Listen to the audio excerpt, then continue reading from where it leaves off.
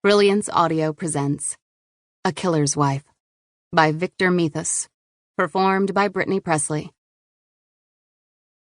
Jordan Russo swung the passenger door open and leapt from the moving car.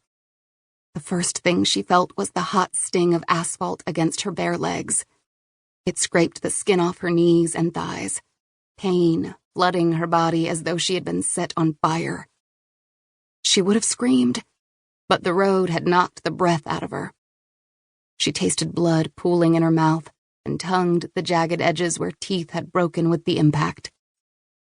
When she tried to sit up, a blinding agony, like being stabbed with knives all over her body, made her wonder if she'd fractured ribs.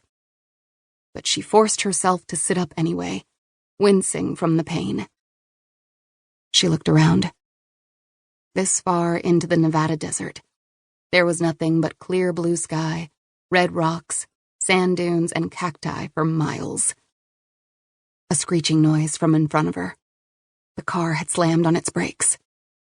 "No," she muttered, nearly sobbing. She pushed herself to her feet, and instantly her right leg gave way.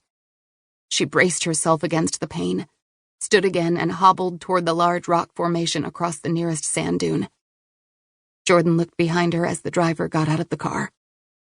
"No. No." She forced herself to run, stumbling twice. She was crying now, thinking of her mother. If she died here, her mother would be completely alone in that big house and would never find out what had happened to her.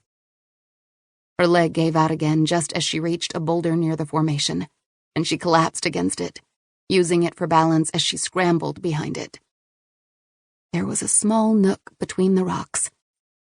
The opening wasn't large, but maybe it was enough. She got down on all fours and forced her body through the small opening, the boulders scraping her skin and squeezing her injured ribs.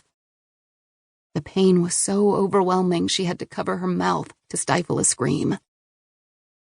The nook was the size of a closet. She wedged herself against the rocks and looked up. A narrow space between the boulders let in a stream of sunlight. Her hands trembled as she reached into her pocket and took out her cell phone.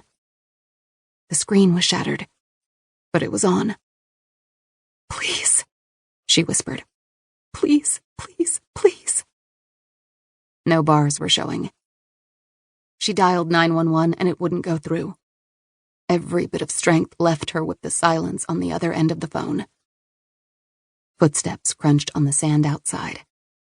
She gasped and covered her mouth, her eyes wet with tears as urine soaked through her shorts and dripped down her torn and bleeding legs. A hand lunged through the opening and grabbed her ankle. "No! Help me! Please, somebody help me!" She felt a violent tug that nearly ripped her leg from the hip socket.